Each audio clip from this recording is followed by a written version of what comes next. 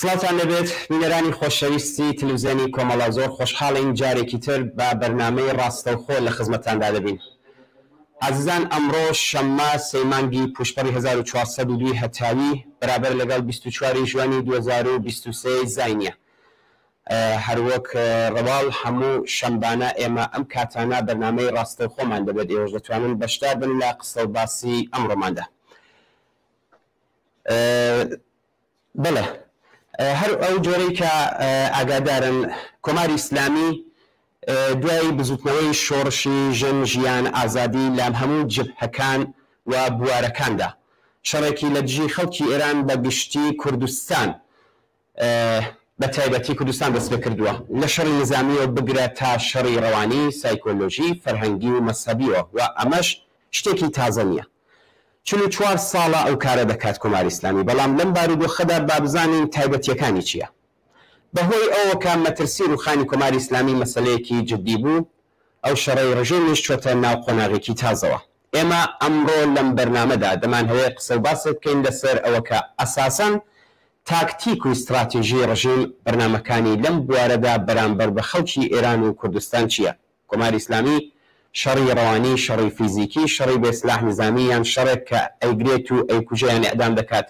دیارەوە هەموو کەس لێی ئاگادارە، بەڵام شەڕێکی دیکە دەکات زەریفتر و نەرمترە و کەمتر ناسراوە و ئەوە تەنیا حکوومەتی ئیسلامیش نییە دەست دەبا بۆ ئەم کارە. هەموو حکوومەتە دیکتاتۆرەکان لە دژی خەڵکی لە دژی نێرانی خۆیان شەڕێکی ڕەوانی دەکەن. با بزانین ئەم شەڕە خەسڵەتەکانی پێناسەکانی و وەزعیەتەکەی چییە. بۆ قسە و باز بەسەر ئەم بابەتە داوامان کردووە لە بەڕێز کاک محەممەد خاکی هەڵسوراوی سیاسی و ڕۆژنامەوان کە لە بەرنامەی ڕاستەوخۆی ئەمڕۆماندا میوانی بەرنامەکەمان بێت. بەڕێز کاک محەممەد ئەم کاتت باش، زۆر سپاس بۆ ئەوەی کە ئامادە بوون لە بەرنامەی ڕاستەوخۆی ئەمڕۆماندا بەشدار بن. سلااوتان ئەرز دەکەم کاکە میرگیان، سلااوم هەیە بۆ بینەران و بیسەرانی بەڕێزی رادیۆ تلویزیۆنی کۆمەڵە و هەموو هاوکارانی بەڕێزدا. بەڵێ زۆر سپاس، بەخێر بێت کاک محەممەد. کاک محەممەد، کۆماری ئیسلامی باسی شەڕی تەرکیبی دەکات، یعنی پێوایە کە دوژمن دەوری داوە شەڕێکی هەمەجانە لە عەرسەهای جۆرا و جۆر وەکو شەڕی ڕەوانی، شەڕی نەرمەفزاری، شەڕێکی نظامی وەکو تۆپ و تانک و موشک و درۆن و شەڕی دیپلۆماتیک و شەڕی سایکۆلۆژی فەرەنگی سیاسی و اقتصادی. پێتاوانیە بەڕێستان بە بڕوای ئێوە ئەمە پێچەوانەکەی ڕاست نییە؟ قەتعەن وایە، بەڕاستی وایە، زۆر چاک بۆی چوونەوەانە. کۆماری ئیسلامی ماوەیە کە کاربەدەستانی کۆماری ئیسلامی باسی شەڕی تەرکیبی ئەکات، دەڵێ شەڕێکی تەرکیبی لە دژی کۆماری ئیسلامی هەیە، بەڵام ئەو شەڕە ببێ یان نەبێ، ڕاستیەکەی ئەوەیە کە کۆماری ئیسلامی شەڕێکی تەرکیبی هەموو لایەنە لە هەموو بەرەکانە، لە هەموو جبهەکانە، لە سوشیال میدیا، لە باری ڕەوانیەوە، لە باری سایکۆلۆژیەوە، لە باری ئابوووریەوە، لە دژی خەڵک، لە دژی شۆڕشی ژن ژیان ئازادی، لە دژی هێزە چەپەکان و بە تایبەت لە کوردستانە لە دژی خەڵکی کوردستان و هەروەها لە بلوچستان دەست پێ کردووە و ئەو شەڕەیش معنای هەیە. ئەو دەزانێت کۆماری ئیسلامی وەکو هەر حکوومەتێکی ئستبدادی تر دەزانێت تەنها لە ڕێی ئێعدام و شکنجە و زندان و گرتن ئەو شەڕە ناباتەوە، دەبێت شەڕەکە بباتە شەڕێکی فەرهەنگی، شەڕێکی سیاسی، شەڕێکی سایکۆلۆژی. ئێوە هەروە تماشایەکی مەسەلەن پرۆپاگاندای کۆماری ئیسلامی لە سەدا و سیمای کۆماری ئیسلامی بکەن، بزانن چ شتایە. هەرەو ماوە مەسەلەن چەندین فیلمی لەسەر کۆمەڵە دروست کردووە، ئەوە بەشێک لەو شەڕەیە لە واقعە. جام بەنزورمەوەیە کە ئەگەر کورتی کەمەوە کۆماری ئیسلامی بەهۆی ئەوە لەو شۆڕشی ژینا بەڕاستی مەسلەی ڕوخانی کۆماری ئیسلامی بووە پرسێکی جددی لەلایەن هەموو خەڵکێکەوەوانە، ئەویش شەڕەکەی پەرە پێداوە، هەم کوشت و کوشتار و بۆمباران و ترۆر و زندانی کردوانەی پەرە پێداوە و هەم دەزانێت ئەوە تەنها کافی نییە، ناتوانێت لەو شەڕا سەرکەوتویکە، ئەو شەڕەی بردووەتە بوارەکانی ترەوە کە دەتوانین لە بەرنامەکە باسی بکەین. بەڵێ کاک محەممەد، ئاگادارن کە شۆڕشی ژن ژیان ئازادی کۆماری ئیسلامی تووشی شۆکێکی گەورە کرد. بە بڕوای ئێوە شەڕی ئێستەی کۆماری ئیسلامی چ پێناسەیەکی دەتوانن چۆن پێناسەی بکەن؟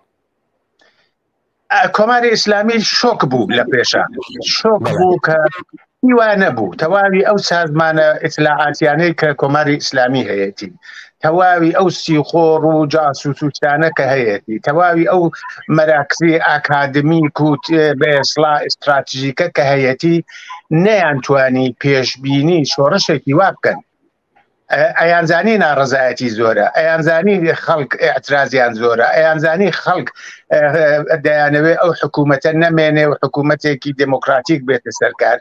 بەڵام نەیانەزانی بە کوشتنی بە قەتڵی حکوومەتی ژینا ئەمینی لە تاران شۆڕشێکی ئاوا بۆ نۆمان شکل ئەگرێ. ئەوەیە واقعیەتەوەیە کە ئەوان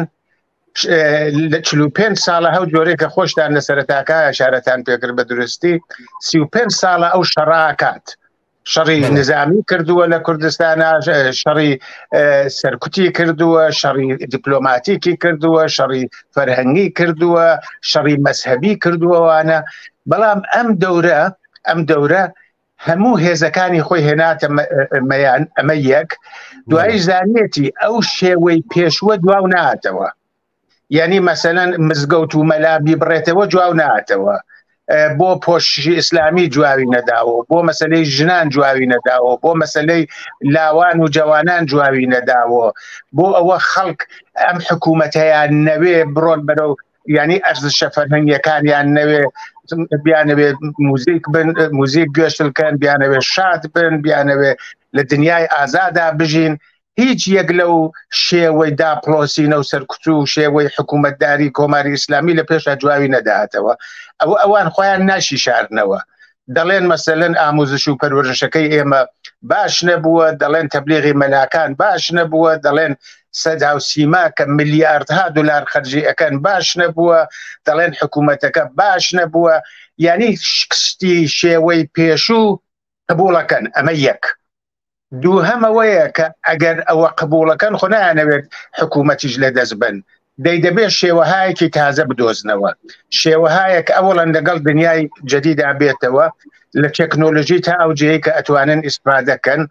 جاسووس و تۆڕی مەسەلەن پرۆپاگاندایان بنێرنە ناو زانکۆکان، بنێرنە دەرۆ، بنێرنە هەموو شوێنێ و خەڵک بێرنە ئەو قەناعەتە، خەڵک بێرنە ئەو قەناعەتە لە دووبارەوە. یەکێکی خەڵک نائومید کات بڵێ ئەم حکوومەتە ڕەنگە خەڵک بێتە خیابان، بەڵام ناڕوخێت، ئەو کارە مەکەن، ئاکامی نییە و لەلایەکۆ هێزەکانی خۆی بە خەتکە. بەشێکی زۆری هێزەکانی نائومید بوون، بەشێکیان بەجێیان هێشت، هەم بتوانێت ڕۆحیە بە هێزەکانی حکوومەت بدات، هەم بتوانێت ڕایان بگرێت و هەم بتوانێت خەڵک نائومید کە. دا بۆ ئەوە لە تەکنۆلۆژی زیاتر، لە سوشیال میدیا، لە ئەو پوڵ و پارە و بوجە کە بەدەستیۆیەتی بۆ کڕینی ئەموو ئەو، بۆ ترۆری ئەموو ئەو، تەنانەت ئەو زانیەتی لە چەند بەرا ناتوانێت شەڕکە. مەسەلەن دوێنێ لەگەڵ عەرەبستان ئەو کارەیە کرد، ئەو ڕۆ دەچێ کۆتا دێتەوە لەگەڵی سازشکە، لەگەڵ غەرب واکە، لەگەڵ نەیارەکانی ترکە، لەبەر ئەوە لە جبهەی ناوخوا لە پێشە ئەو شۆڕشە تێپشکێنێ. ئەینا خۆ نەگۆڕاوە، ئەینا خۆ عەرەبستان هەرە و عەرەبستانەیە و ئێرانیش هەرە و ئێرانەیە، خۆ ئەمریکا هەرە و ئەمریکایەیە و کە ئێرانیشی ئیسلامیش هەرە و ئێرانەیە. بەڵام بە یەک شت ئەزانن، مەلا و حکوومەتی شیعە یەک شت ئەزانن، بەقا لە چیایە، ئەتوانن بای بنەوە، ئەتوانن درۆکەن. هەر لە خۆمەینیەوە هەتا خوارەوە ئەو کارەیان کردووە کە خۆیان تەطبیق بن. جا ئێستا ناویێنێن نەرمشی قارەمانانە، ناویێنێن ئەنعتاف، ناویێنێن خواردنەوەی ژەهرەکە، ئەوەی کە خومەینی ئەیوتوانە. خەسڵەتی ئەم دەورە، پێناسەی ئەم دەورە ئەوەیە، پاشەکشەیەکیان کردووە، پاشەکشەیەکی زۆریان کردووە لە مقابلی دەوڵەتانی دەوروبەر زلهێزەکان و تەنانەت لە رابطە لەگەڵ خەڵکی ناوە. مەسەلەن هەلان ژنانێکی زۆر سەرپۆشیان نییە، سازشیان کردن، ناتوانن چەند هەزار کەس بگرن، چەند هەزار کەس بخەنە زیندانەوەوانە، بەڵام ئەی شارنەوە، ئەیشارنەوە و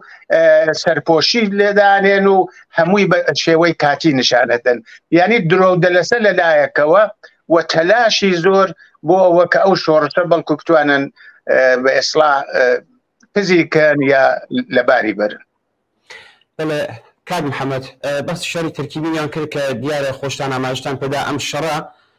خۆی لەگەڵ خەڵکی دەکات، خۆی خەڵک معتاد دەکات، بێزار دەکات و ئەم شەڕە تەرکیبی کە باسمان کرد دیارە بۆ خۆی سازی کردووە لەگەڵ خەڵک، ئەو جۆرەی کە بۆ خۆی وانیشان دەدات کە دەوروبەری گیراوە و شەڕی سیاسی و اقتصادی و دیپلۆماتیک و سایکۆلۆژی وانی کە باسمان کرد. خۆشتان ئاماژتان بە پرۆپاگەندەی حکوومەتدا دیارە لەو ماوەیەدا چەندین فیلم کە هەر لە سەرەتاوە تا ئاخریەکەی هەمووی بە درۆ و پێچەوانی ئەو شتانەی ڕاستە کە نیشانی داوە. پرسیارەکەم لێرەدایە جیاوازی شەڕی ڕەوانی و پرۆپاگەندەی حکوومەتی چییە؟ دەتوانێت بە جۆرێک یەک بگرێتەوە، یعنی شەڕی ڕەوانی دەچێتە خانەی پرۆپاگەندەیشەوە، دەچێتە خانەی ئەو شتەی کە پێڵێن فەیک نیوز، خەبەری چەواشە، خەبەری درۆ. بەڵام ئەوانە کارشناسەکانێکیان هەیە، ڕەوانشناسانێکیان هەیە، دەروون ناسانێکیان هەیە، کاریان بۆکەن، دەڵێن ئەم شەڕە ڕەوانیە چی بکەین؟ هەدەف و ئامانجی شەڕی ڕەوانیەکە چییە؟ یەکەم ورە و هیوای خەڵک بێرنە خوارەوە، بە خەڵک بڵێن ئێوە ئیمکانی سەرکەوتنتان بەسەر حکوومەتان نییە، ئێوە بە منە بێ ڕازی بن، ئێوە ناتوانن من لە بین ببرن، ئەمن دەسەڵاتم زۆرە، ئەمن هێزی زۆرە، خەڵکێکی زۆر لەگەڵ من کارەکەن، جاسووسێکی زۆرم هەیە. ئەو هەرەکێتی هەم قدرەتێکی زۆر لە خۆی نیشان بدا بە پێچەوانەی کە ئەوە هەیەی، هەم هەرێکێتی هەموو کز و لاوازیەکانی لەباری ئابووریەوە، لەباری سیاسیەوە، لەباری دیپلۆماتیکەوە، گەندەڵیەکان، دزیەکان، هەموو ئەوانە بشارێتەوە. لەلایەکی ترەوە هێزی خەڵک ئەو قدرەتەی بێرێتە خوارەوە بە قسە، مەسەلەن بڵێەوە هیچتان پێ ناکرێ، ئێوە ناتوانن یەک بگرنەوە، کورد و تورک مەسەلەن ناتوانن بە ئاشتی بژین، هەر شەڕە کورد لە ناو یەکە ناتوانێت بە ئاشتی بژی. ئەو شەڕە هەرەکێتی بە جۆرێک ناوە کرمۆڵکە، ناوی خەڵک بنکۆڵیکە، وەکو دارێکە کرمۆڵە بێ ئەکەوێ، ئەو خەڵکەوا لێ بکە کە بێژێت تۆ ناتوانی بەسەر پاوە بوێسی، تۆ دەرەقەتی من نایت. هێزی خەڵک کەم نیشان بە، هێزی خۆی زۆر نیشان بە. ئەم پرۆپاگەندەش کاری ئەوەیە، پرۆپاگەندە کاری بە واقعیەت نییە، پرۆپاگەندە هەدەفێکی هەیە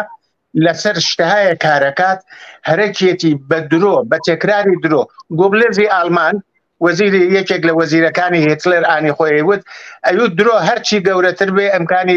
قبولکردنی زیاترە. ئەمیش هەموو مەلایەک ئەچێتە مەسەلەن ئێوە تماشای ئیمام جمعەکان کە دەڵێ مسابقەی درۆیە لە بینیانە، پیان هەموو ڕۆژێک، هەموو جمعەیەک، هەموو ڕۆژێک، هەموو وەختی نوێژ خوێندنێکە دەسەکەن بە درۆ و دەلەسەی عەجایب. مەسەلەن دەڵێن ئەوە غەرب خەریکە دەڕوخێ، ئەوە ئەمریکا خەریکە دەڕوخێ، ئەوە هەموو کەسێ ڕۆیان کردێتە ئیسلام، ئەوە ئێمە قەویترین وڵاتی منتەقەین، ئەوە ئێمە ئەبینە دەهەمین قدرەتی اقتصادی دنیا. بۆچی ئەو درۆیان ناکەن؟ مەبەستیان چییە لەو درۆیانە؟ ئەو درۆیانە بۆ کێ ئەکەن؟ بۆ لەم شەرایەتە ئەیکەن. ئەو درۆ بۆ من و تۆ ناکەن کاکە میر، بۆ کەسێکی خوێندەواری ناکەن، بۆ کەسێ هوشیاری سیاسی بێ ناکەن، بۆ کەسێ پای لەسەر عەرزا بێ نایکەن، بەڵام بۆ بەسیجیەکێکن، بۆ بەسیجیەکێکن کە شەکی کردووە لەوە کە ئەم حکوومەتە باشە یا خراپە، بۆ کەسێکیەکەن کە پێشتر ئەهات بۆ هەیئەتەکانیان ئێستا نایێ، بۆ کەسێکیەکەن کە پێشترە چوو بۆ نوێژی جمعە ئێستا ناچێت. هەرەکێتی ئەو مقدار هێزەی کە هەیەی، ئەوەی کە بە پوڵ ناتوانێت بیکڕێ، بە ئیمتیازای اقتصادی ناتوانێت بیکڕێ، بەم درۆ دەلەسە ڕای بگرێ و لە لایەکی تریشەوە درۆی زۆر بۆ مخالفینی بکە، ناشرینیان کات، چەواشەکاری کە هەموو شتێکی درۆیان بۆ هەڵبەستێ، لە عینی حاڵە شتە ڕاستەکانی خۆی بە درۆ نیشان بدا. ئەگەر دزیەکی ئەفسانەیان کردە، ئەگەر خەڵکێکیان کوشتە، ئەگەر ترۆرێکیان کوشتە، ئەوانیشە حاشای لێ بکەن. هەرێکوە بڵێم کە شەڕی ڕەوانی و پرۆپاگەندە بە نەوعێ یەکەگرنەوە بەڵام شەڕی ڕەوانی شەڕێکی تایبەتیە، شەڕێکە کە لەسەر ڕەوانی خەڵکەکە، لەسەر بیرۆڕای خەڵکەکە، لەسەر سلامەتی خەڵکەکە تەسیر دانێت. بەڵێ کاک محەممەد زۆر جوان ئیشارە بە جیاوازی نێوان ئەم دوانت کرد. دیارە بۆ خۆشت باست کرد کە پرۆپاگەندای حکوومەتی هەرم درێو دەلەسێ ئەم تەبلیغاتە بوو، ئەو ترسە بوو کە خۆتان ئاماژتان پێدا ئەم تەبلیغاتە درویانە بوو کەسانە دەکا کە شەکیان بەم سیستمە هەیە، بەم دەسەڵاتە هەیە. زۆر دیارەوە هەمومان ئاگاداری وە زۆریش بەرچاوە کۆماری ئیسلامی بە ترۆر، بە کوشتن، بە زەبر و زەنگواندن ئەسەن دەستی ناپارێزێ. باەمە لێرەدا پرسیارەکەمان ئەو بکەین، باسی جیاوازی شەڕی ڕەوانی پرۆپاگەندا کرا. شەڕی ڕەوانی حکوومەت چۆن ئەگەر دەکرێت ئەومان بە باس بکەی. کاکە میر، مەسەلەن مەلایەک ئاخوندێکی نوێژی جمعە بۆ نمونە تماشاکە ئیمام جمعەیەک وەختێ دێ قسەی چیەکات، وەختێ دێ قسەی چیەکە لەلایەکۆ باسی عەدڵ و عەداڵەت و باشی ئەم حکوومەتەکە، لەلایەکۆڵێ خامنەیی مەسەلەن یەکێ لە مهمترین دەسەڵاتدارانی دنیاە. بۆچی ئەو شتانە ئاڵێت؟ بۆ کێی ئەڵێت؟ مەسەلەکە ئەوەیە کاکە میر، شەڕی ڕەوانی شەڕی فیزیکی ئەوەڵ ئەگەر جیاوازیەکەی هەرەکەم بێ بە شێوەیەکی سادە تەوزیح بم، شەڕی فیزیکیەکە ئەوەیە کەسێک ئەگرێ ئەی باش شکنجەیەکە ئەی خاتە زندان و دوایی ئەدامیەکە، یا دێت تۆ بارانەکە، یا درۆن بارانەکە، یا خەڵکە ئەگرێ و کوتەکاریانەکە، یا شەلاقیان لێیان لەسەر شتێک. ئەمە شەڕێکە جواو ناتەوە. هیچ حکوومەتێک ناتوانێت هەموو خەڵکەکە بخاتە زندان، هەموو خەڵکەکە شەلاقکاریکە. بەڵام ئەم شەڕێکی تر ئەکات، شەڕێکەکە کە پێش بە ئێعتراز لە مەرحەلەی ئەوەڵا بگرێت، نە ئەو کەسەی کە ئێعترازی گرتە و لی بدات. شەڕ پێش بە ئێعترازەکە بگرێت، پێش بە ناڕزایەتیەکە بگرێ، بێژێ مەسەلەن بەیانێکی مەسەبی پێ بە بێژێ بەڵکو لەو دنیا مەسەلەن پاداشی باتەوە، ئەم دنیای جارێک لەسەر کار بێ وەکو ئەو مەسەبیانە ئاڵێن، یا بێژێ بەخوای حەواڵەکەم، یا بڵێ مەسەلەن وەڵاهی خۆزانم زاڵمە هیچم پێ ناکرێت. یعنی ئیمکانی تەغیر، ئیمکانی ئاڵوگۆڕ چکۆلە نیشان بدا، یان ناتەوان لە ئاڵوگۆڕ نیشان بە، یان ناتەوان لە هێنانە خواری ئەو دەسەڵاتە و دروستکردنی دەسەڵاتێک نیشان بە خەڵکەکە بڵێ ئەها ئۆپۆزیسیۆن لە ناویەکە شەڕ و کێشەیان هەیە، ئەها ئۆپۆزیسیۆن تەفرەقەیان هەیە لە ناویەکە، یا من ئەگەر بڕۆم ئێران مەسەلەن دەبێتە 1000 تیکە، یا من ئەگەر بڕۆم ئێران تەجزیە بێتەوە، یا من ئەگەر بڕۆم ئێوە مەسەلەن داعش دێتەوە، ئێوە واتان لێدێ واتان لێدێ. هەموو ئەم ترس و نگەرانیە، هەموو ئەم دڵە ڕاوکێ، هەموو ئەم شەڕەڕەوانیە بۆ خاتە ناو خەڵکەوە، بۆ ئەوە بڵێ ئێوە قەناعەت بە وەزعیەتی مەوجود بێرن، ئێوە تەلاش مەکەن ئەم ڕژیمە بگۆڕیێ، لە من چاکترتان گیر ناکەوێ،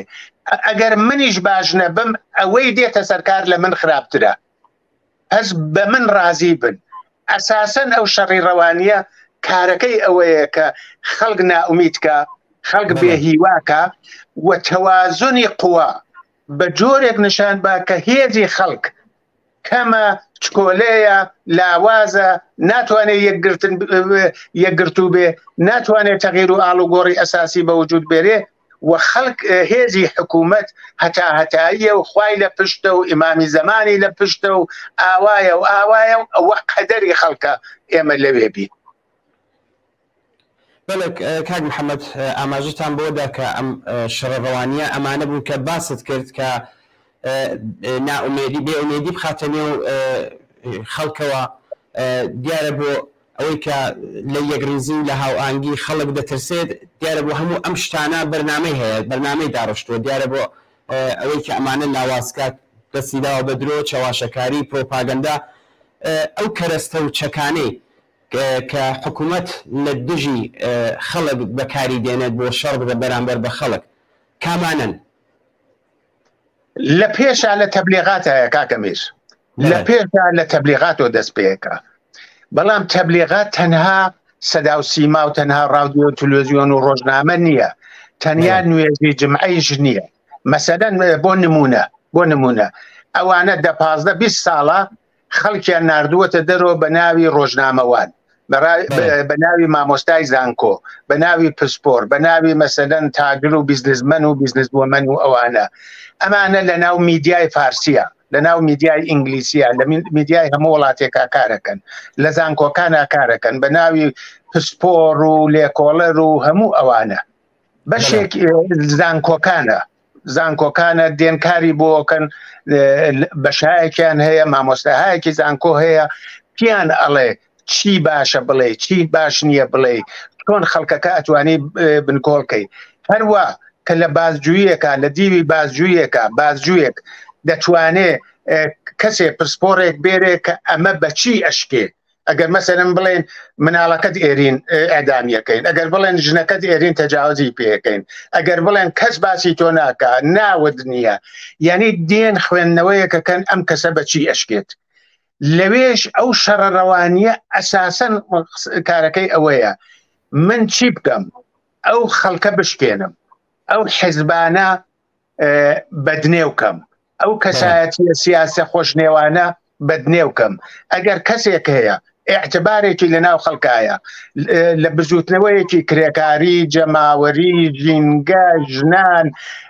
یا زندانیەکی سیاسی یا نووسەر یا هەر شتێ، من چی بکەم ئەمانە بێ ئەعتبارکەم؟ چ داستان هایەکیان بۆ دروستکەم؟ چ فیلم هایەکیان بە دزیۆ لێ بگرم؟ چۆن تەلەفۆنەکەیان کۆنتڕۆڵکەم و بڵاویکەم و بڵێم ئەها ئەو جۆرێکەوەیە ژن نییە؟ ئەساسەن ئەم شێوێ لە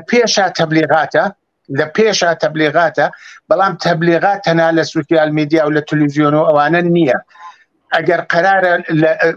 مەدرسە بێ، لە سیستمی ئاموزش و پەروەرشا بێ، ئەگەر لە سیستمی قەزاییەکە ببێ، ئەگەر لە سیستمی ئیدارەی وڵاتە ببێ، ئەگەر لە دانانی بەرپرسەکانە بێ، شەڕێکی ڕەوانی لەگەڵ خەڵک دەست پێەکە، دەڵێ مهم نییە تۆ چەندێکە خوێنی، تۆ چەندێکە زانی، تۆ چەندێک زیرەکیت، بەڵام ئەمانە تۆ بە هیچ کوێ ناگەیەنێ. یەکشت تۆ ئەباتە سەرەوە هاوکاری لەگەڵ ئێمە، یعنی ڕێگەی واقعی ببەسێت و ڕێگەی جاسووسی، ڕێگەی هاوکاری لەگەڵ خۆیان بکاتەوە. ئەوانە ڕێگەهایەک نیشان بدە کە بۆ تەرەقی مەسەلەن، بۆ پێشکەوتن. ئەم شەڕە ڕەوانیە ئەگەر من کورتی کەمەوە ئەوانە لە خەبەرێکی نادرستۆ کە بڵاوی ئەکاتۆ، لە فیلمێکی نادرست کە دروستی ئەکات، لە ڕۆژنامەوانێکی نادرست کە گزارشێک هینەکە، لە مامۆستایەکی زانکۆ، لە کولی ئەو سیستما ئەم شەڕەڕەوانیە دەست پێەکە و ئەساسەن خەبەر تەولید دەکات، چاواشەکاری ئەکا. ئەو شتێک کە ئەو بڵاوی کاتەوە بۆ ئەوەیە کە بنکۆڵی ئەو خەڵکەی پێ بکەن. جا بۆ ئەمە لە تەکنۆلۆژی ئیسفادەکە، بۆ ئەمە لە ڕەوانشناس ئیسفادەکە، بۆ ئەمە لە کۆمەڵناس ئیسفادەکە. مەسەلەن بزانین لە ئازەربایجان چی کارەکە، لە کوردستان چی کارەکە، لە ناو عەرەبەکانە چی کارەکە، و لە شوێنێکی تر چی کارەکە. ئەم دێ تەطبیقی ئەدا لەو شوێنە، تطبیقی ئەدا لەو شوێنە. ئەگەر لە شوێنێ مەسەلەن مەسەلەی ئەخلاقە، یا مەسەلەی ژنانە، یا مەسەلەی مەسهەبیە، یا مەسەلەی بەهاییەکانە، دێ پلاندا ئاڕێژێت بۆ ئەمە، پلاندا ئاڕێژێت کە من ئەمانە چۆن بنکۆڵکەم. بەڵێ کاک محەممەد، هاوڕیانمان لە ئوتاق فەرمان کلیپێکیان ئامادە کردووە، بە ئەم کلیپە ببینین، دواتر دێنەوە سەر پرسیارەکانمان. فەرموون.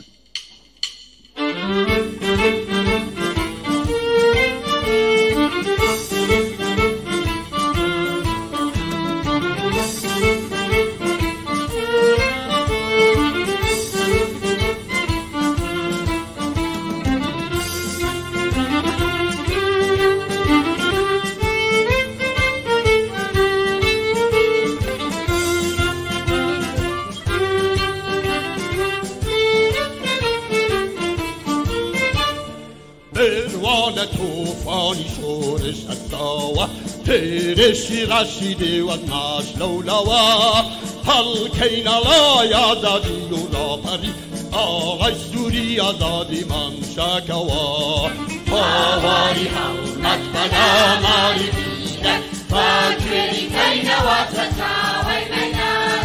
همون شبون کنواری ستنگری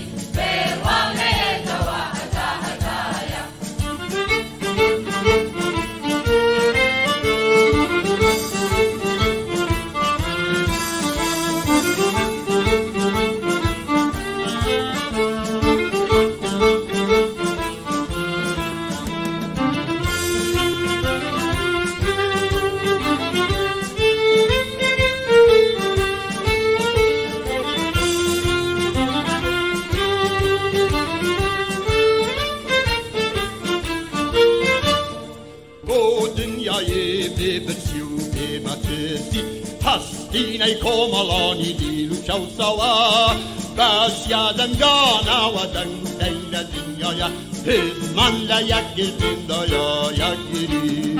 ماواری حمد فلا ماری دیرد راجری کین و سچاوی میناد آبو شروع کرواری ستنگری دیوان نیتوا حتا حتایا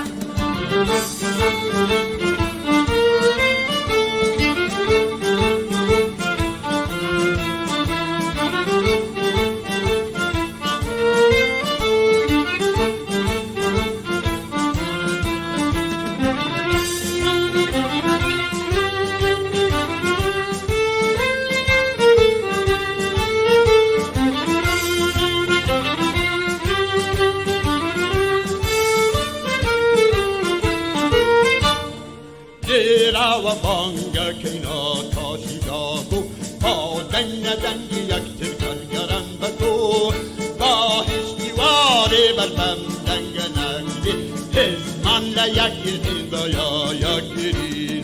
ماواری حمد فلا ماری دیرد راجری کین و سچاوی میناد آبو شروع کرواری ستنگری دیوان نیتوا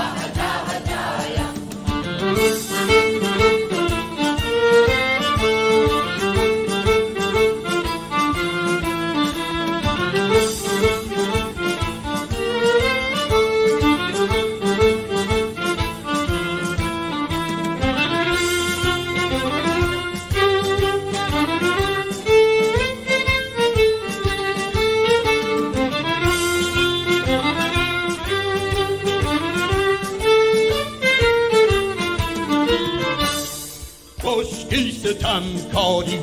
حکمی سرمایه تگدن بیروخینین لریشه بینین بس یادنگانا و دنگ دنیای هزمان لیک گردین دایا یک گیری آواری حمد فلا ماری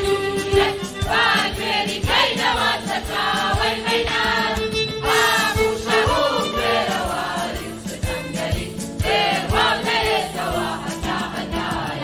کارگرین آور که سنگی جماور یک دین را بین برزگاری بشد هستین که زندگی دیری بسیدی آزادی و برابری بودی هم بینی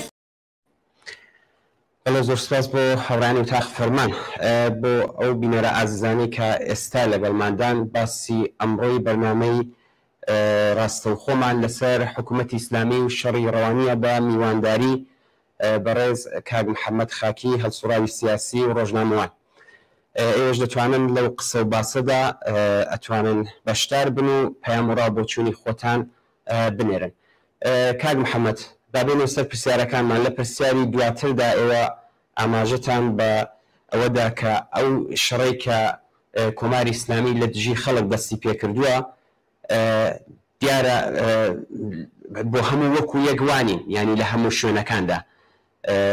حتمما بۆ ئەو شتە تەطبیقی ئەداوە کۆمەڵناس و دەروونناسی بۆ دەدۆزێتەوە بۆی دادەمەزرێنێ و بەپێی ئەوە پلانی بۆ دادەڕێژێ. پرسیارەکەم لێرەدایە ئەگەر ئەو جۆرێکی باستان کردووە دیارە ئێوە پێتان وایە شەڕی ڕەوانی حکوومەت لە کوردستان چۆنە بۆ جۆرێک کە خۆتان باستان کرد دیارە دەبێت لە کوردستان جیاوازتر بێت.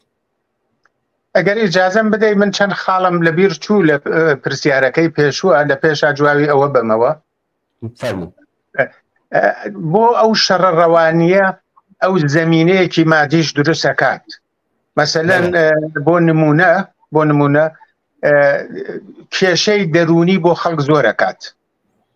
بە بێکاری بە هەژارکردن بە گرتنی خەڵک بە کوشتن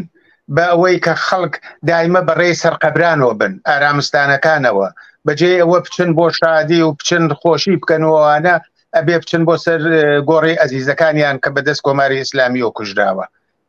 نایەڵێ خەڵک ئاسوودە بێ مەسەلەن تەنانەت بە بڵاوکردنەوەی مەوادی مخدر بە معتادکردنی ملیۆنی خەڵک چاکە ئاماری خۆیان دەڵێ 5 ملیۆن معتاد لە ئێرانە بە ئاماری خۆیان کۆمەلگاکە دا ئەتەپێنێ تا ئەو جێی کە بتوانێ جا بە بێکارکردنی بە معتادکردنی بە هەژارکردنی بە ناچار بەوە کە وڵاتەکەی بەجێ بێڵێ بەوە کە لە یەک دوورکەونەوە بەوە مەسەلەن کار لە کوردستان نەبێستە دێمە سەری کابرا بچێ یا خانبێ بچێ مەسەلەن لە کوورەخانەیەکە لە قەزوین کارکاوەوانە کێشەهای زمینەیەک دروستەکە بۆ کێشەی دەرونی چون کۆمەلگایەکی ساخ کۆمەلگایەکی سالم کۆمەلگایەکی وە تاکەکانیشی ساخن تاکەکانیشی بەعام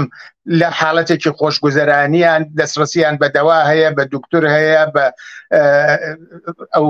پێویستیە گشتیانە هەیە ئەگەر نەخۆشە بێ ئەگەر پارەی نەبێت دەتوانێت عمل بکرێت دەتوانێت دارو بکرێت بەڵام لای ئێمە نەخۆشەکە ناتوانێت مەسەلەن لە ئێران و تایبەت لە شوێنێکی وەکو کوردستان و بلوچستان وانە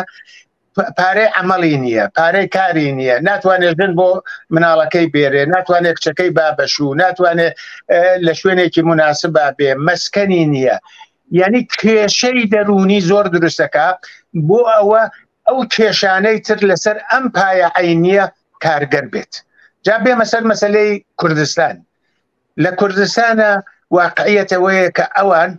بەهی خۆیانی نازانن وەکو وڵاتێکی ئیشغال کراو تماشایەکەن کوردستانی ئیشغال کردووە تاکە تاکی ئەوێ تەنانەت ئەو کەسەیشی کە هاوکاری ئەکا لە خۆی نازانێت بەخۆی نازانێت تەنانەت ئەو کەسانەی کە هاوکاری حکوومەتی ئیسلامیەکان لە خۆی نابینێ وەکو هێزی خۆ وەکو کەرەستە ئیستفادەی لێکا بۆ سەرکوتی باقیەکە وەختێ دێتە شوێنێکی وە ئەساسەن ئەوەیە کە هیچ کارێکی جدیتیانەکە هیچ ڕفاه و ئاسایش و خۆشگوزەرانی و پێشکەوتن و ئەوانە لە جادۆ بیگرە تا کار تا کارخانە تا خەستەخانە تا مەدرسە و زانکۆ هیچ شتێکی تیانەکە بەڵام پێچەوانەکەی کە ئەگەر تەڵای هەیە بیتزێ ئەگەر ئاوی هەیە بیتزێ ئەگەر مەنابعێکی ژێرزەوی هەیە کە هێشتا نەدۆزراتەوە بە پەلە ئەوانە بدۆزێتەوە بیبە جیا لەوە کە ئەو وڵاتە پێویستی پێتی یاپی نییە و چی لە زنگەی ئەو وڵاتەکە وەختێ دێتە ئەوێ بۆ ئەو شەڕەڕەوانیە دێت ماشای فاکتۆرهای کۆمەڵایەتیەکە دێت ماشای مەسهەبەکە ئەگەر لە شوێنێ شیعە و سنی تایە چۆنە و شەڕە سازکەم ئەگەر کاکەیی و مسلمانی تایە چۆنە و شەڕە سازکەم ئەگەر یەهودی و مسلمانی تایە چۆنە و کێشە سازکەم ئەگەر مەسەلەن لە شوێنێکە دموکراترن ئازاترن ژنان مافیان هەیە چۆن ئەمە وەکو مەسەلەیەکی ئیخلاقی لە قەڵەم بم و چۆن شەڕی نەسڵەکان شەڕی باوک عەلەیهی منداڵ شەڕی مرد عەلەیهی ژن شەڕی برا عەلەیهی خۆشک من ئەمانە سازمان بم دێ لەباری کولتورەوە دێ لەباری مەسهەبەوە دێ لەباری سیاسیەوە دێ لەباری جوغرافیاوەوە دێ لەباری زوانەوە بە هەورامی ئەڵێ تۆ کوردنی مەسەلەن بەویتر ئەڵێ تۆ ئەوە نیت دێ لەسەر زاراوەکان لەسەر زوان لەسەر فەرهەنگ لەسەر کولتور لەسەر مەسهەب لەسەر دین لەسەر شێوەی ژیان لەسەر هەموو ئەمانە کارەکە چی جیاوازی ئیجادەکە ئەمە یەک چی تەفرەقە ئیجادەکە چی لە یەکیان جیاکاتەوە چ لە ناوخۆی کوردستان چ کێشە سازکا لە بینی کورد و ئازەری لە بینی کورد و باقی خەڵکەکان تەنانەت چی کێشە سازەکە لە بینی کوردی دوو پارچە و سێ پارچە چۆن کوردی مەسەلەن باشوور کا گژی کوردی ڕۆژەڵاتە یا هی باکوور کا بە گژی ڕۆژەڵاتە یا هی حیزبەکانیان وەختێ دێ ئەو کارانەکە ئەزانێت لە کوردستانە حزب سیاسیەکان پێگەیان هەیە جێگەیان هەیە کاریان کردووە کوردستان کۆمەلگایەکی حزبیە ئێمە هەر ڕخنەیەکمان لە حیزبەکانە بێ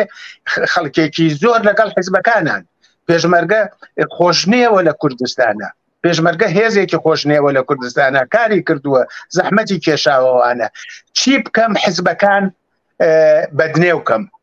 جا ئەگەر فیلمە بۆیان سازکەم مەسەلەن کەسێکی خۆشنێ و قارەمانی وەکو کاکشوان لە کۆمەڵا چم فیلمی لەسەر سازکەم بە هەزاران کەس ناویان شوانە بە خۆشنێوی کاکشوانەوە چی بکەم ئەمە بشۆمەوە لە زێوە شوانێکی جەدید دروستکەم وە شوانێک کە بابەتی مەیلی منە نە ئەو کەسانەی بە خۆشەویستی ناوی مناڵەکەیان ناشوان بەهۆی کاکشوانەوە ئەوەیە لە حیزبەکان بم،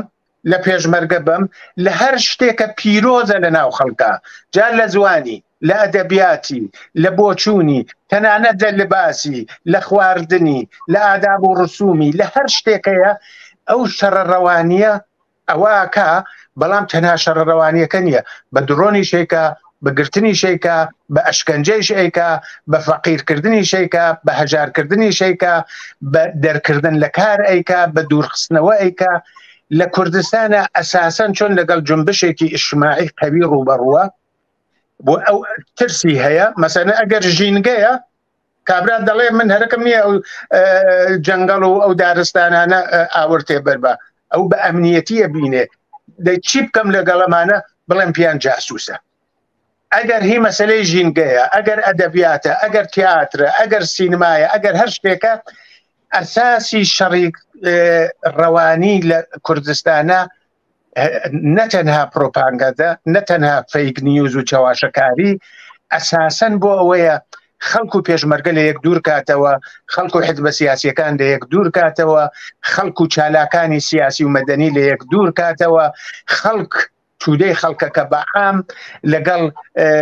لە ناو خۆیان شەڕ و کێشە سازکان، لەگەڵ دەوروبەرە کێش و شەڕ سازکە، و ئەمە ئەستراتیژی بۆی بووە، بۆ ئەمە کاری کردووە، ئەمە هینی هەیە، بە ئێسلاح خانەی بیرکردنەوەی هەیە، مەراکەزی ئەستراتیژیکی هەیە بۆ هەر حیزبێ چۆن چی بکە، بۆ هەر کەسایەتیە چیکە، بۆ هەر جنبشێ چی بکە، و ئەمە خوێندنەوەی هەیە لەسەری. بەر ئەساسی ئەو خوێندنەوە دێکارەکە، دێ چاواشەکاریەکە، دێ لە سوشیال میدیا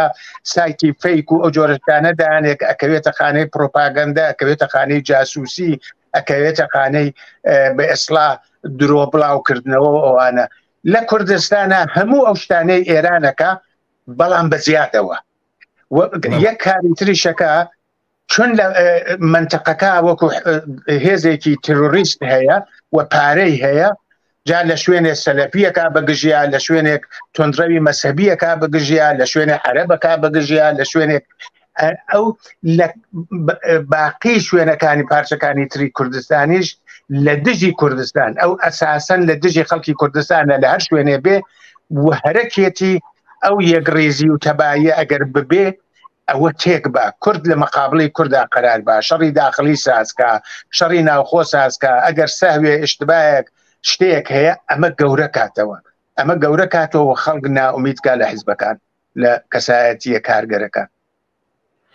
کاک محەممەد، یەک پرسیارمان بۆ تۆ بینەرێک پرسیارێکی کردووە وێرای سڵاو و دەستخۆشی، توێتی من بەداخەوە لە سەرەتای بەرنامەکەەوە نەمتوانیوە بیبینم. پرسیارێکم هەیە، دیارە خۆشتان لە قسەکانتاندا ئاماژتان پێکردووە کە کۆماری ئیسلامی سەرچاوەی تەولید و تەوزیعی موادی مخدرە، ئەمە چ نەو شەڕێکی پێدەڵێن، ئەمە چۆن پێناسە دەکرێت، ئەمە شەڕێکە لەگەڵ خەڵک؟ ئەو شەڕە معتادکردنی خەڵک، معتادکردنی خەڵک، ئەمە هەر لەو ئەوائلی هاتنە سەرکار، لە سەرەتای هاتنە سەرکاری کۆماری ئیسلامیەوە بوو. من ئەو دەورەکە لە رادیۆ کۆمەڵە کارمە کرد، گزارشێکم دی کە کۆماری ئیسلامی تەرحێکی بوو بە ناوی تەیرەن ئەبابیل، ناوێکی ئیسلامیشی هێناوە ئەو ئانە شەڕی ئێران و عێراقیش بوو. ئەو ئەرتەشە و ئەو سپای پاسدارانە کە ئاهاتە مەرزەکان بۆ ئەوە هەم خۆیان مەسرەفیکەن و هەم بیان فرۆشن ئەو مەوادی مخدرەوەوانە، یعنی بتوانن ئەو تۆپ و بۆمباران و ئەوانە تەحمڵکەن و ئەحیانەن ئاوایش بچن بەسەر مین و شتا، لەگەڵ خۆیان مەوادی مخدریان هێنا. یەک تەحلیلیان بوو، ئەگەر ئەم گەنجانە معتاد بن نابنە پێشمەرگە، ئەگەر خەڵکێکی زیاتر معتاد بێ مقاومەت کەمە بێت. هەر یەک معتاد یەک خانەوادە و چەند خانەوادە گیرۆدا ئاکات، یعنی باوکێکە مناڵەکەی معتادە بێت، باوکێ یا دایکێکە مناڵەکەی، یا برایەکە براکە، یا خۆشکێکە خۆشکەکەی معتادە بێ، کولی خانەوادەکە گیرۆدا بێ، کولی بنەماڵەکە گیرا بێ. حسابی ئەوەکە کە چۆنیان دەرگیرکەم، چۆنیان دەرگیری ژیانێکی واکەم، بیر لە خەبات نەکەنەوە، هەمیشە بەڕێی بیمارستانەوە بن، هەمیشە بەڕێی ئەوە بن چۆن پارەی ئەم مەوادە گیر بێرن، هەمیشە بەڕێی زیندانەوە بن، هەمیشە بەڕێی ئەوە بن. ئەساسەن ئەمە تەنها عێراق نییە، شەڕی تریاکیش لە چینا بوو. یعنی زۆر وڵاتی دنیا ئەو کارەی کردووە ئێوە بێن تماشای ئەفغانستان کەن ئەوەیە کە ئەم معتادکردنە نەتەنها لەباری اقتصادیەوە پارەیەکی یەکجار زۆر بۆ سپای پاسداران و بۆ حکوومەت و بۆ دەسەڵاتداران پێیاکات بە ملیۆنها کە خەرجی ترۆر و خۆشگوزەرانی و دزی و فزی خۆیانی بکەن بەڵام وەکو چەک ئیسفادەی لێەکەن یعنی چەکێکی کارگەر لە دژی خەڵک ئێوە دای بنێت 15 ملیۆن خەڵکی کوردستان ئەگەر تۆ 9 ملیۆن مەسەن معتادت بێ یعنی تۆ 5 ملیۆن 6 ملیۆنی پێوە دەرگیرەکەی ئەگەر ماڵێ 4-5 کەس بێت ئەگەر 100,000 معتادت بێ یعنی تۆ 9 ملیۆن خەڵکی پێوە دەرگیرەکەیت و تەنها ئەوە نییە ئەخە دکتوریشی پێویستە پەرستاریشی پێویستە بۆ ساختکردنەوە مەراکزێکیشی پێویستە کە ئەهینیکە یعنی جامعەکە دەرگیریەکات هەر جامعەیەکە ئەلکولی زۆر بێ معتادی زۆر بێ قماربازی زۆر بێ ئەوانەی کە ئەچن بە دوای ئەو شتانە هیچ هیوایەکیان نییە پێیان وایە تاقەڕێگە مەسەلەن قمارە ئەو کۆمەلگایەکی نەخۆشە ئەو کۆمەلگا ناتوانێت ئەو مقاومەتە لە خۆی نیشان بە لە مقابلی زۆڵم و بێعەدالەتیە ئەو کۆمەلگا ناتوانێت داوای مافی خۆی کا بەو جۆرە و حکوومەتی ئیسلامی ئەمە بە باشی ئەزانێ هەروەها پارەی لێپەیاکە بە ملیۆن و ملیارد پارەی لێپەیاکە. زۆر سپاس بۆ ئەم بینەرەکە من لەبیرم نەبوو کە بینەرم کە بزانانی کە لە شارێک بوو ئاکام لە شاری سنەوە ئەم پرسیاری کرد بۆ زۆر سپاس بۆ کاری محەممەد بۆ وڵامەکەی. بینەرێکی تریشمان لە شاری سەقز بە ناوی هێمن پرسیاری کردووە دیارە لە توێتی لە قسە باسەکانی میوانی بەڕێستان شەڕی ئاژاوەنانەوەی نێوان شەڕی بینی تورک و کورد ئەمە زۆر جددیە و پلانی هەیە کۆماری ئیسلامی بۆی. هێمنی ئازیز لە شاری سەقز من ئێستا پرسیارێکم هەیە دیارە وتوێتی کە پلانتان چیە هیچ دەبێت چی بکرێ بۆ ئەم ئاژاوەنانەوە فیتنانەی کە کۆماری ئیسلامی دەیکە. من ئێستا کە ئەو پرسیارێکە من هەمان لە میوانی بەڕێزمان حتمما لە پرسیارەکەدا وڵامی بەڕێز کاک محەممەددا دەبێت. کاک محەممەد بۆ هەموو شتانی کە باس کرا لە شەڕی ڕەوانی لە شەڕی تەرکیبی یا ئەو شتانی کە لە سەرەتاوە بە خۆمان باسمان کرد دەبێت چی بکەین کە شەڕی ڕەوانی حکوومەت لە دژی خەڵک پوچەڵ بکرێتەوە شتانی کە ئاماژەمان پێدا لە احتیادەوە لە ئەو جۆرێک کە بۆ خۆت باست کرد لە هەر شوێنێک و جیاواز کۆمەڵناس و دەروناسی بۆ دێنێت تەطبیقی دەدا لەگەڵ ئەو شوێنە لە کولتور و فەرهەنگیەوە بیگرە حتا ئەو شتانی کە بۆ خۆت باست کرد سەرەڕای هەمووی ئەمانە دەبێت چی بکرێت پوچەڵ بکرێتەوە ئەمانە. سادەترین و ڕاحەتترین جواو ئەوەیە کە بێژین ئەو کارانەیە کە جمهوری ئیسلامی ئەکامە پێچەوانەکەی بکەین یعنی ئەو چی ئەکا لەم بوارە ئەگەر خەبەری چەواشە بڵاوکاتەوە ئێمە خەبەرە دروستەکە بڵاوکەینەوە ئەگەر درۆکە ئێمە بەڕاستی گزارشەکانمان بدەین ئەگەر لەسەر لاوازیەکانی ئێمە گەورە کاتەوە ئێمە حەول بدەین لاوازیەکانی خۆمان نیشان بدەینەوە وەڵە نەشارینەوە دوایەوە بڵێن واقعیەتەکە ئەمەیە یعنی لە ڕاستگۆیی ئەوانە و دوای ئەوە ئێمە ئەو شتانەی کە ئەو پەنای پێبا بۆ دروستکردنی ئەو شەڕە ڕەوانیە ئێمە بە میدیایەکی بەهێز کەڵگوەرگرتن لە پسپۆر مەسەلەن ئێمە دوێنێ رادیۆ دیالۆگ و ڕاوێژ بەرنامەیەکمان بوو دەروونناسێکی محتەرەممان داوت کردبوو لەسەر مەسەلەی کوردستان و مەسەلەی دەروونناسی ئێمە چۆن لە دەروونناسەکان لە کۆمەڵناسەکان ئیسفادە بکەین کە چی بکەین ئێمەش ئەو شەڕێکی ڕەوانیەکە ئەمە شەڕە ئێمە چی بکەین کە بتوانین هەروواکە لە شەڕێکی معمولیە ئەگەر شەڕە ئەچن سەنگەرێک دروستەکەن کونەتارەیەک دروستەکەن بۆ شەڕی ڕەوانی شێوەی بەرگرتنیەکە چییە لە دەرەجەی ئەوەڵە ئاگاهی و هۆشیاریە ئێمە چۆن ئەم هۆشیاریەمان ببینە سەر و ئێمە چی بکەین کە معتادمان کەمتر بێ ئێمە چی بکەین کە قماربازمان کەمتر بێ ئێمە چی بکەین کە ئەلکولیمان کەمتر بێ ئێمە چی بکەین کە یەکگرتوویمان زیاتر بێ ئێمە چی بکەین کە دەستڕەسیمان بە ئەخباری دروست ببێ و ئەوانە ئەو شتانەی کە جمهوری ئیسلامیەکە ئەساسەن لەسەر درۆیە لەسەر دەلەسەیە لەسەر چەواشەکاریە لەسەر فیک نیوزە ئێمە ئەبێ پێچەوانەکەی بکەین ئەمە ئاسان نییە بە قسە ئاسانە مەسەلەن هێشتا کە ئێمە هەیە ئەگەر من نەخۆشەکەەوە مەسەلەن ئەگەر دیانم مەسەلەن بێشەیەچم بۆ لای دەندان پزیشک ئەگەر چاوم عینەکەکەم وەختی هاتە بیگۆڕم ئەچم بۆ لای چاو پزیشک، ئەگەر نەخۆش مەچم بۆ لای دکتۆر، بەڵام بەو ئاسانیە ناچم بۆ لای ڕەوان پزیشک. هێشتا بە ئێسڵا شتێکی نامۆیە ئەی شارمەوە نەخۆشی دەرونی نەوعی نەخۆشینە، نەخۆشی دەرونی نەوعی نەخۆشینە، هەروەکو سەرێشە وایە، هەروەکو پشتێشە وایە. بۆ من بۆ پشتێشە ئاچم بۆ لای دکتۆر، بەڵام بۆ نەخۆشی دەرونیەکە ناچم. جام قسەکەم ئەوەیە ئێمە ئەوەڵە نەبێ شەڕی دەرونی بناسین، شێوەکانی ئەو شەڕە بناسین وە خۆمان بە خۆشمان ئەو خەڵکە وشیارکەینەوە. الان مثلا لە ئەوروپا وڵاتایەکەیە کە خەبەری درۆ کەمترین تەسیریان تیاکات بەهۆی ئەوە لە سیستمی پەروەردەکەیان ناوا پەروەردە بن. ئەگەر هاتوو من قسەیەکەم کرد تۆ بە ئاسانی باوەڕ ناکەیت، دەڵێ فاکتت کووە، ڕفرەنسێکم پێ بە، مەخەزێکم پێ بە، لینکێکم بۆ بنێرە، با بزانم ئەو قسە وایە یاوان نییە، ئەو درۆئەیکەی مەبناکەی کوێیە، مەبناکەی چییە. ئەمانە دێن مەسەلەن کۆماری ئیسلامی مەلایەک دێ ناوی کتێبێکە باکە وجودی نییە،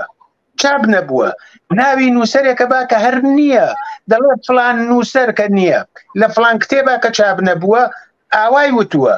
مەسەلەن تەنانەت من تەبلیغاتم لە ئێرە ناتیوە دەڵێ مارکس ئاوای وتووە لە مەوردی ئیسلامەوە. ئەخە باشە، یعنی ئەم میدانە درۆ تەنها لە کۆمەلگایەکە کە چەکی دفاع لە خۆی نییە لەباری هۆشیاری و کارەکان.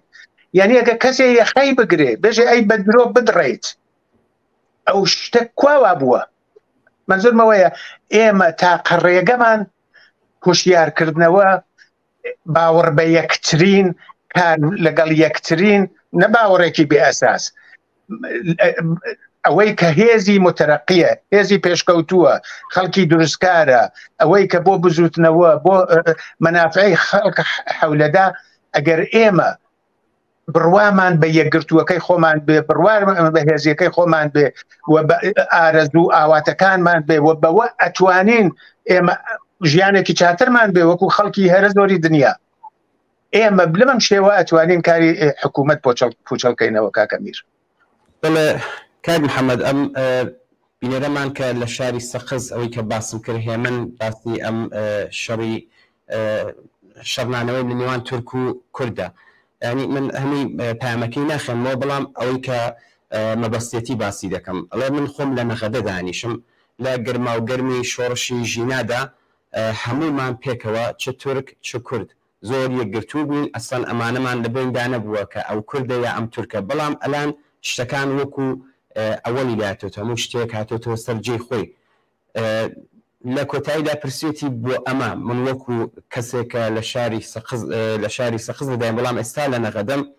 من خۆم وەکو تاک دەبێت چی بکەم کە ئەم ئاژاوەنانەوەی نێوان تورک و کورد پوچەڵ بکەینەوە. ئەمن پێم وایە کۆماری ئیسلامی ئەساسەن لەسەر ئەو جۆرە شەڕانە ماوەتەوە، جایسە شەڕی کورد و تورک بێ، شەڕی فارس و عەرەب بێ، شەڕی نازانم مسلمان و غێری مسلمان بێ، شەڕی ژن و پیاو بێ، شەڕی بەهایی و مسلمان بێ، ئەساسەن ئەو لەسەر اختلافات ئەڕوات. ئێمە دەبێت لەسەر اشتراکات بڕۆین. چی ئێمە خەڵکی ئازەری لە نەغەدە کورد و تورکەکە پێکەوە مشترەکن؟ ئەگەر حکوومەتی ئیسلامی نەبێت، ئەگەر ئێمە بتوانین لە سەرچاوەکانمان بە شێوەی بەرابەر ئیسفادە بکەین، ئەگەر کار وەکو بەرابەر بێ، ئەگەر ئیمکاناتەکە بەرابەر بێ، ئەگەر هەموو ئەو ژیان ئازادی بۆ هەردوولا بێ، ئێمە دەبێ ئەگەر ماشای جیاوازیەکان کەین کاکە میر تاقیق سابتی کردە دوو قلوو لە باوکو دایکێک دوانە دەبن کۆڵێک جیاوازیان هەیە، دیارە خۆ خەڵکی کورد و ئازەری جیاوازیان هەیە، بەڵام ئشتراک یەکجار زۆرە. ئەمە یەک لە ئشتراکەکانەوە بیگرین. دوایەوە بزانین ئەمانە مێژوویەکیان هەیە. مەلا حەسەنی هەموو کەسێک ناوی بیستووە، مەلا حەسەنی شەڕی کورد و تورکی بە دەرەجاتێکی زۆر دروست کرد، هەموو کەسێک قەرنا و قەڵاتانی لە بیرە کە چیان کرد، شەڕی نەغەدەی لە بیرە کە چیان کردووانە. ئێمە تاقە ڕێگەیەکە هەمانە بۆ ئەوە بە ڕزگاری بگەین، دەبێ کورد و تورک، دەبێ خەڵکی ئێران دەست لە یەک هینکەن. مادامێ ئێمە شەڕی یەکەین کۆماری ئیسلامی ئەیباتەوە، مادام ئێمە لەگەڵ یەک باش نەبین کۆماری ئیسلامی پێتەقویەتەکرێ ئێمە دەبێ کارێ بکەین ئەو کەسانەی کە هەرەکیانە ئەو شەڕە سازکەن هەم ڕسوا بکرێن هەم پیلانەکەیان پوچەڵ کرێتەوە مهم نییە کێیە دەکرێت کوردێک بێ دەکرێت تورکێک بێ دەکرێت پاسدار و جاشێک بێت هەر کەسێک هەرەکێتی ئەو شەڕە ساز بێ ئەو کێشە ساز بێ جا کێشەکە لەسەر ئاوە لەسەر خاکە لەسەر کارە لەسەر هەر شتێکەوەوانە دەبێ ئەو شەڕە پوچەڵکەینەوە ئاسان نییە کاکە میر بەقسەیە بەڵام هێزە چەپەکان هێزە ئاقلەکان ئینسانە ژیرەکان ئینسانە دڵسۆزەکان ئینسانە باشەکان لە هەردوو لا هەن چی بکەین ئێمە پەیوەندیەکانمان محکەمتر بکەین ئێمە بەو شێوە ئەتوانین بەڕاستی جواوێکی سادەی بۆ نییە کار و زەحمەتی هەرکە بۆ تێکدانەکە ڕاحەتر ئەتوانن تێکی بن بۆ دروستکردن من هەر بەونە بڵێم ئێمە مێژوویەکی هاوکاریشمان هەیە لە کۆماری کوردستان لەگەڵ هینی پێشەوەری هاوکاریان کردووە کاریان کردووە شەڕ نەبووە هەزاران ساڵە ئێمە پێکەوە ئەژین و ئەوانە دەکرێت هەزاران ساڵی تریش بێشە پێکەوە بژین شەڕ نابێت لەسەر خاک و ئاو و ئەوانە شەڕ لەسەر هیچ شتێک ئێمە ناگایەنێت لەگەڵ یەکە ناگایێتە سەرکەوتن. بەڵێ کاک محەممەد باسی شەڕی ڕەوانی تایبەتیتر لە کوردستانت کرد شەڕی ڕەوانی حکوومەت لە کوردستان حکوومەتی ئیسلامی شەڕی ڕەوانی لە کوردستان مەبەستی لە چ جریان و لە حیزبێکە ئەمن پێم وایە شەڕێکەکە لە دژ گشت خەڵکی کوردستان ئەساسەن ئەو چون ئەو بە ئومەتی ئیسلامی معتەقدە ئەو بەوە بڕوای هەیە ئەسم بە خەڵک باوەڕی نییە جایسا و خەڵکە کوردستان بە یا بلوچستان بە یا ئازەربایجان بە یا هەر شوێنێکی تر مادامێت تۆوتت من خەڵکی کوردستانم من ئەمە فەرهەنگمە ئەمە دابوونەریتمە ئەمە کولتورمە ئەمە مێژوومە ئەمە زوانمە و ئەوانە ئەوەی پێهین نییە ئەوەی پێ قابل قبول نییە هەروە بەهایەکەی پێ قابل هەروە مەسیحیەکە هێنە هەروە ئەوی تری پێ کۆمونیست و سوسیالیستەکە لە کوردستان لە دەرەجەی ئەوەڵا لە هەمووە بەڵام ئەویش عقلی هەیە ئەویش خەڵکی وشیاری لەگەڵە ئەویش زانکۆکاری بووەکە ئەویش 40 ساڵە بازجوویەکە لە کوردستانە دەزانێت چه حزبێ چه جەریانێ بۆ چه ئیدەیەک بۆ چه بیرروڕایەک خەڵک کۆکاتەوە خەڵک لە دەوری یەک کۆکاتەوە و ئاعترازەکاتوانە ئێمە مەسەلەن تماشا بکەین هەر لەم 4 مانگی پێشوە لەم 8 مانگا 4 فیلمی عەلەی کۆمەڵە دروست کردووە بۆچی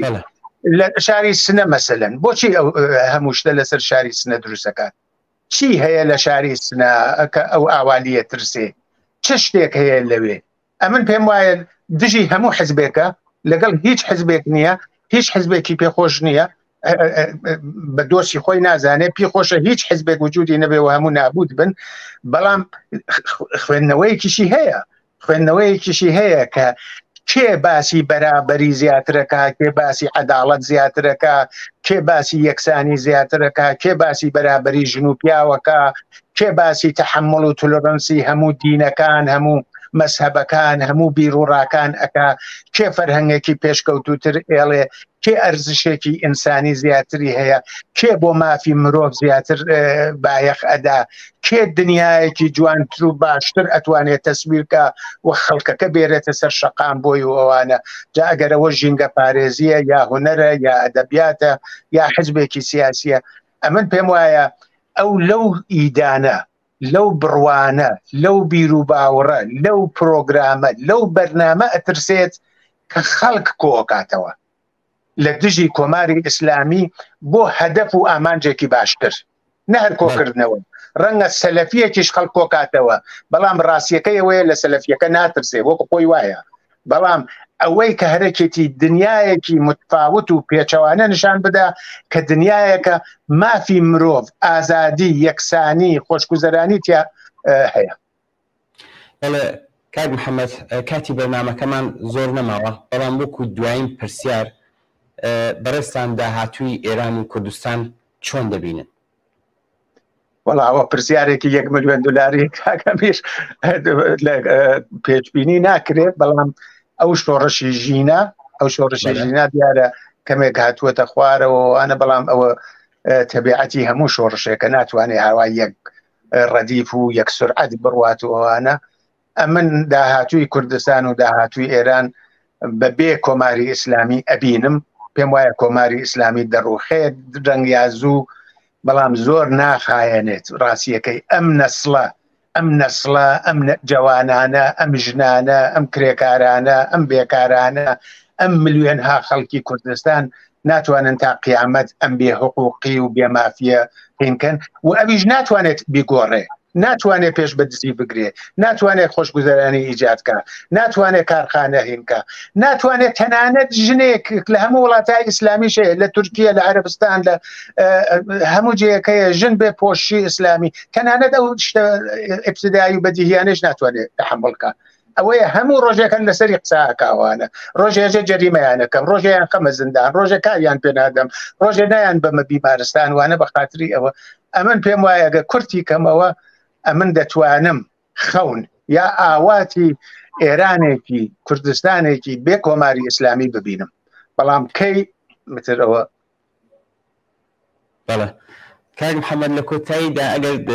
زۆر بە کورتی خۆتان نەزانن نکتەیەک یا قسەیەک ئاماژەتان پێنەکردێت فەرموو. زۆرتان سپاسەکەم هیوادارم خۆش و سلامەت بن و هیوام ئەوەیە کە ئێمە بە زوویی شاهدی ڕووخانی کۆماری ئیسلامی بین و بتوانین دنیایەکی باشتر لەو کۆمەلگای خۆمانە دامەرزێنین. بەڵێ زۆر زۆر سپاس بۆ کاک محەممەد خاکی ڕۆژنامەوان و هەڵسوراوی سیاسی بۆی کە بەشداری بەرنامەی ڕاستەوخۆی ئەمڕۆمان بوون. زۆر سپاس. زۆرتان سپاسەکەم. بەڵێ زۆر سپاس. بەڵێ بینەرانی خۆشەویستیش سپاس بۆەوە کە تا ئێستا لەگەڵمان بوون. هیوادارین کە جێگەی سوود و ڕەزامەندی ئێوەی خۆشەویستیش بوو بێت و کەڵکی پێویستیشتان لێوەرگرت بێت. تا بەرنامەیەکی تر هەر شاد و بەختەوە بن. تەواوی شەو دڵم ئەستێرێ و بە تاقی ئاسمانی خەمتەوە سکڵی بورکانێکە تەواوی شەو دڵم وەک شەمێکە و لە پانتایی خەونی یادەکاندا هەڵوەریوی دەستی سوتاونێکە تۆ خەمێک بووی هێندەی هەنگاوەکانم تۆ ڕۆژێک بووی هێندەی شەوەکانم تۆ بزەیەک بووی هێندەی فرمێسکەکانم نازانم لە کامە چەند ڕێی ئەندێشەکانمدا ونم کردی لە کامە دەشتی کاوچی بە کاوچیدا بۆ ئاخر جار بۆنم کردی تۆ ساڵتێک بووی هێندەی ساڵانی ئەوینم تۆ شریکەی بووی هێندەی خەونە شیرینەکانی یەکەم کیژۆڵەی ژینم تۆ ئاورێ بووی هێندەی سەرما و سۆڵەی ڕقوقینم نازانم لە کامە لاپەرەدا بووی بە ئاخر وشە نازانم لە کامە بزەتدا هەڵقوڵا ئەمرێت وشە ڕۆژگارێکە با بۆنی گوڵ ناکە ڕەگ لە خاکدا دەخنکێ و باڵ ئیزنی سەفەری دوور بە باڵندە نادا نازانم تۆ ئێستا لە خانووی تەنیای خۆتدا